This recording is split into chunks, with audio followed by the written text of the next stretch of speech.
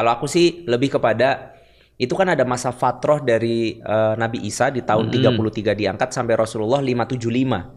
Hampir kurang Oke. lebih 600 tahun lah. Iya, 600 Nah, tahun. itu bagaimana logikanya? Karena kan orang suka bilang nggak make sense lah. Tiba-tiba muncul kelanjutannya kayak episode baru, tapi episode barunya di tempat yang tidak, maksudnya memang ada Nabi Ismail, tapi yang sudah tidak ada nabinya di Arab Emang dan seterusnya. orang-orang kira dulu orang-orang kayak misalnya kayak Saul atau misalnya Paul itu ya, nyari-nyari berita untuk verifikasi kebenaran nabi itu dari mana? Dari Arab salah satunya.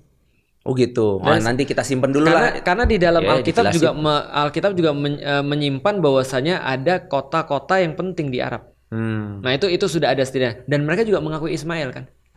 Walaupun tidak seperti kita Di, memuliakan di nabi, Alkitab ada Nabi Ismail kan? ada. Tapi dia dimuliakan, maksudnya. Tidak dimuliakan seperti kita. Oh gitu. Nah itu harus kita kasih tahu. Setidaknya tendensinya sudah seperti itu. Nah aku mau jelasin tadi lagi. Ketika kemudian 325 ada konsili Nikea, terus kemudian agama terus disebarkan oleh negara, maka tahun 600 itu ada namanya The Great Last War of Antiquity. The Last Great War of Antiquity. Terakhirnya kayak nggak keren gitu, padahal Iya. depannya The Great War gitu. The Last Great War of Antiquity. Antiquity. Ya. Ah, Agak jadi- geli gitu ah. dengernya. Antiquity. Oke, bahasa Indonesia. Perang antik terakhir yang paling besar. Oh, antiquity Perang itu. besar antik terakhir.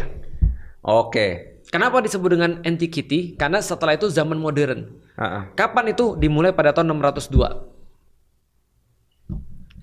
602 dimulai. Mau lebih rumit lagi nggak lu? Ini antara Roma Persia kan tadi Iya. masih kan?